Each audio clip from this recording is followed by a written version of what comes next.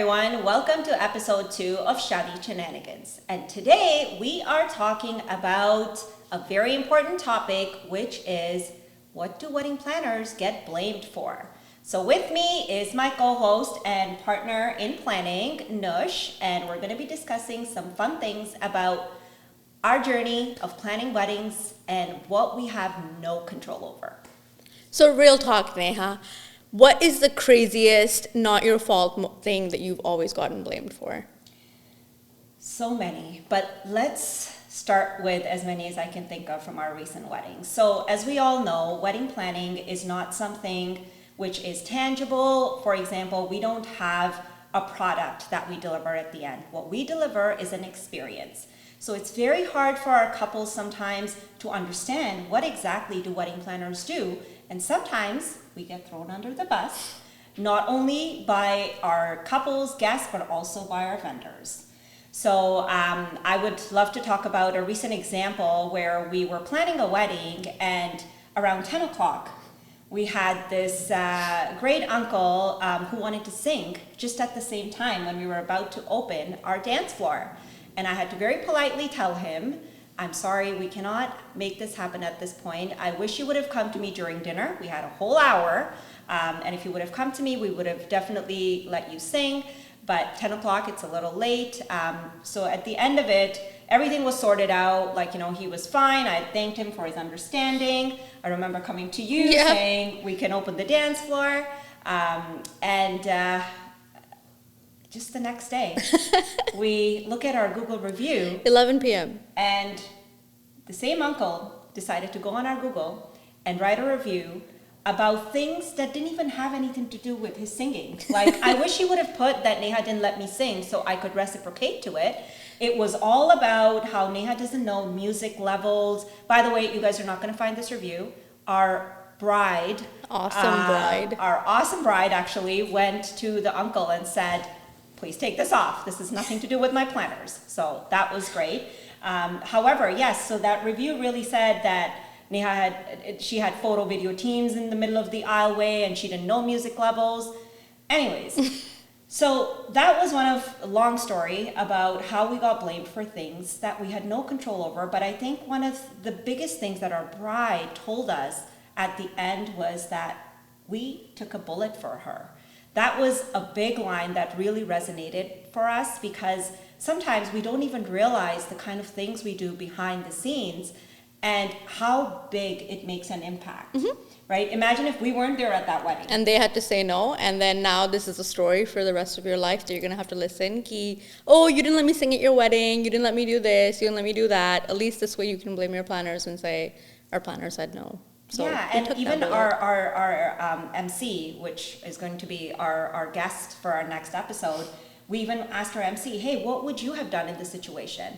And he said, well, I'm hired by the bride and groom. I would have gone to the bride and groom and asked them. So all in all, this whole thing about getting blamed for that one incident. And then let's not forget the rain, right? The amount of times we get blamed for rain is wild. Yeah, one of the weddings, one of the guests came up to us and they're like, you didn't plan for the rain?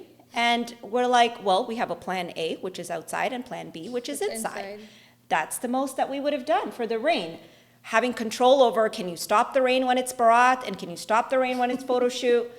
Honestly, if we were able to do that, we shouldn't be sitting here planning weddings. We should be making millions somewhere, right? Predicting all. It's like we have a switch somewhere to be like, oh yeah, sure, let me, turn it off, roll the temperature for you. I really wish that this could be controlled in any way. But hey, blaming your planners and telling them to control things that are completely out of their control does not help. And while we're talking, there is pouring rain outside where we are at. So it's kind of really adding on to our entire episode here. Another thing that I want to talk about, and that will tie into Nush being our stationery designer, our in-house stationery designer, is all about the fun things we have to deal with seating charts and how unexpected guests show up at a wedding, RSVPing, no RSVPing, they are there and they find the reason to be seated at a table all together Yeah, all the time. And I don't understand why it's always the hill we have to die on is seating charts, even as planners. I really want to put this out there and say, when you hire a wedding planner or when a couple hires a wedding planner, they're not giving them a list of, this is our RSVP list, you make the seating chart and seat people. We would never know who your uncle is, who your aunt is, who belongs on one table, who doesn't. It's done externally. You provide it. The couple or the family has to provide it. I might just print it, or a vendor that will just print it. That vendor doesn't know that, Uncle Bob is not on this list. There's no way of us knowing that. And Uncle Bob will show up with his family of 10 and say, you know what, well, I'm here, I RSVP'd, but I'm not on the seating chart. And we really politely always try to ask people, it happens, the couple is under a lot of stress, in the last couple weeks of the wedding. Even when they have planners, there's a lot of family stuff that we can never, help with. We try to, but we can never help all the time. Why can't we give them the benefit of doubt to say, you know what, they forgot you. We will do our best to seat you at whatever place we can find. It's okay, we'll accommodate you, we'll do everything in our power. But you come up with an unreasonable request to say, nope, table of 10, we have to sit together or we're not sitting anywhere else. And if you split us up, the tables have to be right beside each other. In an ideal situation, when you're at a banquet hall, that you're using banquet hall tables and chairs, sure, no problem. But to have that at a wedding where they've rented cutlery, chairs, tables, linens, plates, charger plates, it's not possible when you show up, like when 10 people show up and say, you know what, we have to sit together. Even then, I remember taking the time and telling them, you know what, we will do our best. We found spots. There was 4 on one table, 3 on one table, and then we were even willing to give up the vendor table, which was nicely decorated, mind you. It had the charger plate, had all the cutlery, had the menu cards. Had a table, chair. had everything. The only thing it didn't have was a centerpiece. And this person went on to say, why would I sit at a vendor table? I'm not one of you, or I'm not like you. I would not sit at a vendor table. Almost to make it sound like vendors are like some type of untouchable species that, I don't know. Anyways, I was really offended that day. But I was like, well, if you want to make me, if the centerpiece is all that it's going to take, I will go on stage, pick up the vase, and put it on the table so it makes you feel like you're on a proper table. But no, I feel like our community sometimes just wants to create a tantrum, wants to create a fit, wants to add stress to the parents, wants to be like, nope, you forgot me, I will never let you live that down. All to say, we have no control over the seating chart. Wedding planners, or even the vendor that prints the damn seating chart, will only put in what you give them. So if you've missed Uncle Bob and his family of 10, we're not going to know that, and it's not really our fault. And I really wish that, people were more, willing to accept that, we're all humans, our couple is human, mistakes will happen. It's okay, it's their big day, you've come to celebrate. Programs are so short anyway. Sometimes, they're half an hour. Sit at a table for half an hour once the dance floor opens. It's not like it's a family-style, seating where you're not going to get food. It's a buffet anyways. Just sit for half an hour and then go party with them. Be a part of their special day. Don't add to their already very stressful week. But yeah, I guess, that's another thing that we always face is seating charts all the time. Every single wedding, at one point I think I want to start telling couples, don't keep a seating chart, just keep it free flowing, go sit wherever you want. Yeah, especially when your guest count is like that, where they're not going to adhere to it. And look at your RSVPs too. If half of your people haven't RSVP'd, don't even bother a seating chart, right? Also another way to kind of get away with this stuff is to have a wedding crasher table. We tell our couples all the time, if you feel like there's going to be extra people showing up, take that hit from the venue, because every time they put a chair, they will charge you the money. It's not like people are showing up, and it looks really bad at your event that extra people are showing up and we're rolling tables out, we're rolling chairs out. So seating chart, all in all, can't be blamed for. We can be there to assist people with it. We usually are next to the seating chart. We always ask them, can we help you with your last name? Can we do, can we make sure that you're on the right side of the dance floor, left side of the dance floor? But we have no control over if you didn't RSVP or if our couple and families accidentally forgot you to put on the seating chart. Just be kind, okay? You will understand when you have a wedding in the family and you have to go through all of that. It's not easy on anyone to really go through what couples have to go through during the entire process of the wedding. So Neha, another thing that I realized that we get blamed for a lot is bridal party and their entrances. So what do you have to say about that? Yeah, so very interesting. Every time we are planning bridal party entrances, meaning when the bride comes in, the groom comes in, there's usually a list of people that are coming with them. We have a template where we put the groomsmen first, then comes their siblings, then comes the groom with family, and it's a very curated list of what the couple or who the couple wants to be a part of this. It's happened to us a lot of times when we have other guests like cousins, and like other people that have traveled far and wide that feel like they should be a part of this as well. And they come outside thinking they're going to be entering as well. And that's exactly the reason on the timeline that we ask our couples to write not just bridesmaids, but their names. A lot of times we can see them because they're all dressed the same. So they're easily identifiable. But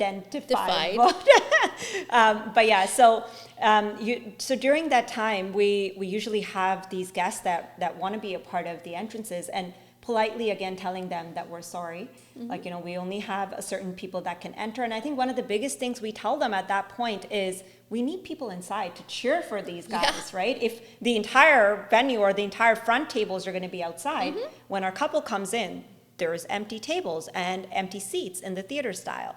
So that is one of the biggest things that I feel is a hard one.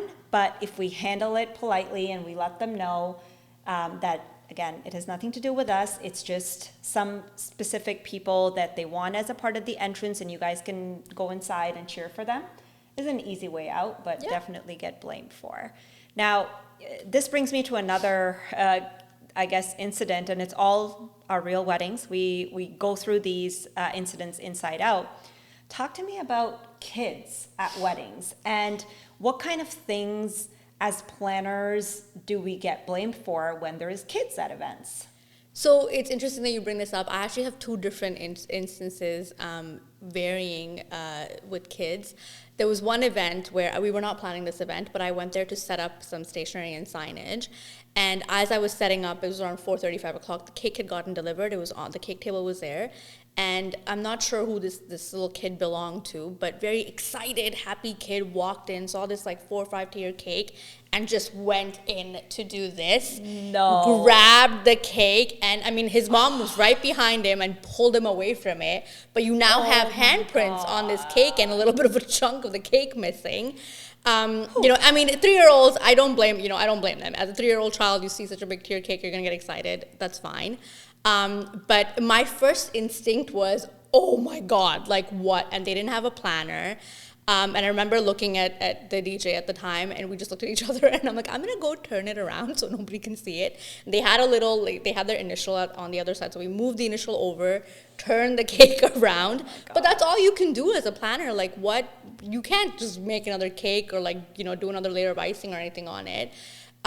Which is also kind of important which is important to say or to show that sometimes when you have a higher count of children at a wedding, it might be important to plan that aspect or add a little bit of entertainment for the children. But sometimes even that can backfire, because we had this is our couple, and we had this beautiful bride that thought everything out really well, and she had a little entertainment corner. So the wedding venue, the hall was here, and then the hall right next to it, literally you had to go around, just make a U, one door to the other door, and she had entertainment there for the kids. So they had a bouncy castle, they had coloring books, they had daycare services. So there was people watching them, and as everyone came in, the instruction from the bride was that you have, just let the guests know that they have to check their little ones in so they can have a good time and the parents can have a good time. And we had this one, elderly gentleman that got so offended by it, and he's like, why would you think that I would be okay, checking in my children in here or my grandchildren in here? It's something you people think, you don't think it's a family event. They need to be there to see their family. And he just went on and on and on and on, just yelling at myself and the other planner. And to a point where even the staff was like, okay, like, you know, it's getting a bit heated. Somehow, I don't remember what we did, but we calmed him down. We said, Uncle, we're sorry, and this and that. But kudos to this bride that was like, nobody talks to my planners like that. She was on the verge of messaging everybody and being like, no one talks to my planners like that. But yeah, it happens. You know what? It happens. We can't control these things, unfortunately. But yeah, I mean, if you really are planning to have a certain age group of kids at your wedding, it's nice to have. It's not a must to have. We understand that things can add up. But yeah, like, please have entertainment for the children so they're not grabbing cake. Awesome. So speaking of clients, we have such amazing clients. You've been in the industry for 17 years. 99.9% of the times we have amazing clients. But that 0.1%, have you ever fired a client? Okay, firing is a strong word. I wouldn't say fired a client. However, there are times when we're not the right fit. And just because our service is not tangible, it's based on experience. A lot of times when we're laying out our expectations from the beginning, what a couple expects us to do is very different from what we are doing for them, and vice versa, right? A lot of times it's very clear that we cannot make decisions on our couple's behalf. We cannot sign the contracts on our couple's behalf. We cannot pay the deposit on our couple's behalf. So all of these things need to be very clear in terms of expectations, and sometimes down the line it gets in a different direction, and that's when we have that talk and that transparent communication where we speak to them and be like, okay, let's do a whole review and see where we're at and what are some things that are missing. Now, as we've evolved through the years, we've created this really great intake form on our website. Yep. So if you go onto our website and then you go under book a consult, you'll be able to see the short form that a lot of vendors have. But for us, we've added this one line that says, what are you looking for in a planner? Or 3 things that you're looking for in a planner. So usually people would say being organized, responsive, can take care of our family disputes, which again, we have no control over. Family drama is something that we cannot mitigate, but what we can do is to make sure that we filter it. We filter, and we also provide a rationale behind it, right? So like we wouldn't just say, oh, this needs to happen in a certain way. We'll always say that this is what we've seen at events. This is what as planners we can let you know, because you've hired us as professionals to give you that advice. Yeah, for someone who does it on a day-to-day basis versus someone who's getting married once. Yeah. Exactly. And that's why you're hired a planner. The same thing with vendors too. You've hired a planner so the vendors can be vetted the way you want. And they fit your style and your vision. But anyhow, so we had that, and there was once that somebody wrote on that little line, someone like a planner to do all the dirty work. That's what they were looking for. So that was a red flag. I'm sorry. Like, yes, we do a lot of things behind the scenes. We do so many things that our couples don't even know. Yeah.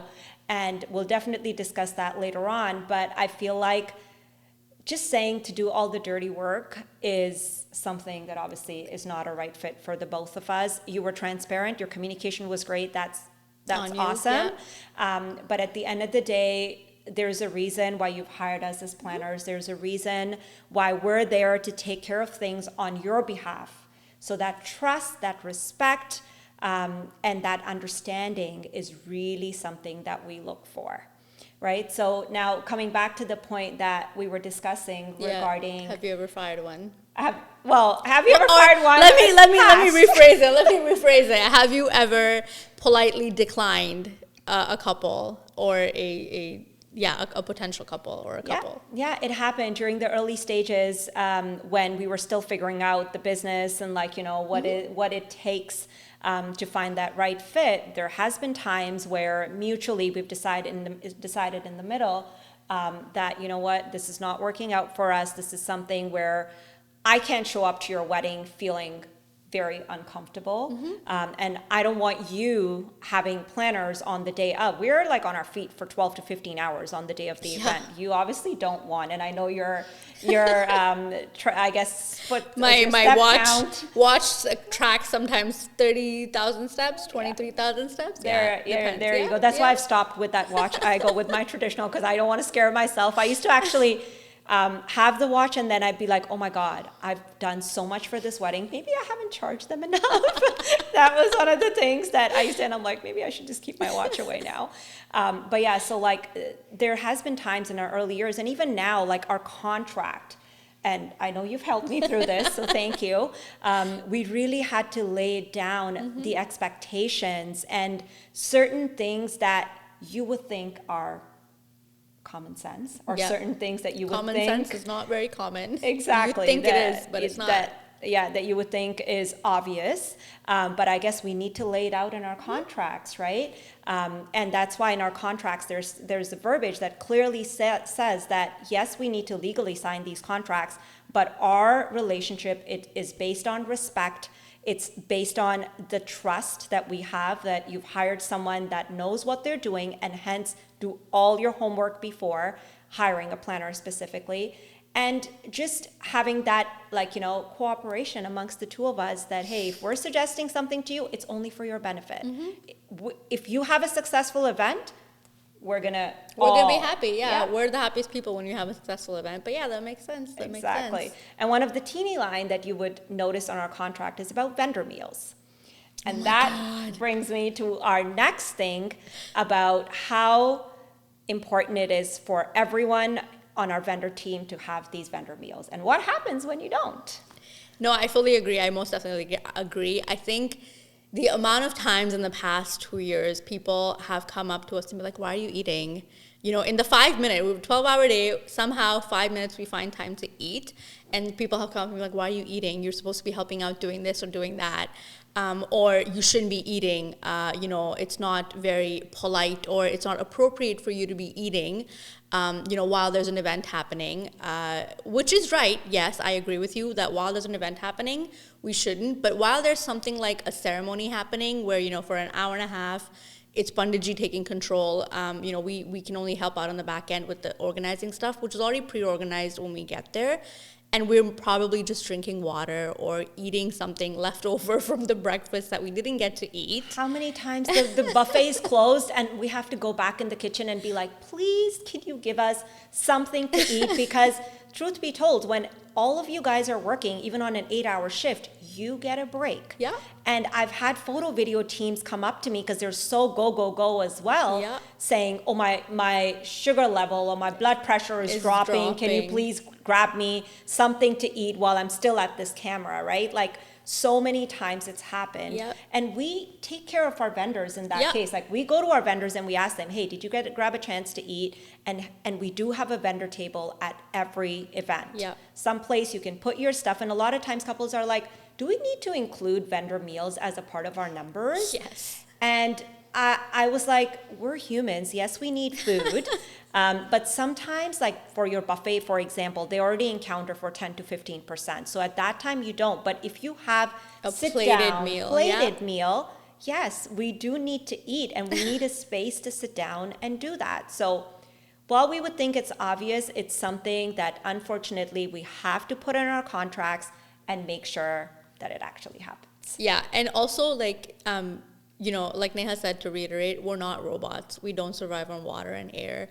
We work sometimes 18 hours when it's a transition ceremony reception. We don't take that break in the middle. And we would like to eat, and we would like to hydrate so we don't fall down, causing a problem on your big day. But yeah, vendor meals are very important. And not be hangry, right? Like, what happens when we're hangry? We're not able to, our mind is fuzzy, we can't make decisions properly, we can't work our 100%, and hence we do need the hydration and the food that we all strive for. So I feel that all in all, I don't know what to say. Ta-da. All of these things, Neha, and 17 years later, you still show up for them. 2 years later, I still show up for all our couples, no matter how terrible our personal lives are, what is going on in our own lives, and how badly sometimes we've been treated. But we show up with a smile on our face, and we'll do it We'll take as many bullets as our couples want for them very happily. Yes, exactly. And that's what keeps us alive. Even 17 years later, we have a lot of other planners that have joined this community as well, and truly salute them. But honestly, it takes a lot to be a wedding planner. And I've seen this through year after year as we go through the process. And those amazing couples that have really appreciated us, supported us, is what keeps us going. And year after year, here we are for all of you.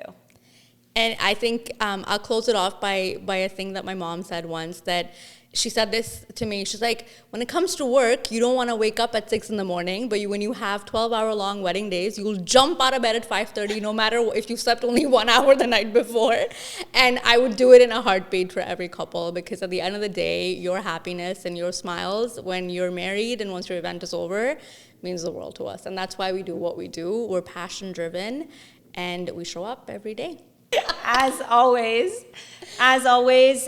we would request couples, vendors, whoever's watching this episode, to please share your feedback. Some things that we might have missed in our blame game episode, or some things that when you guys were there, anything that you witnessed on planners, we would love to hear from you. And stay tuned for our episode 3 coming up soon.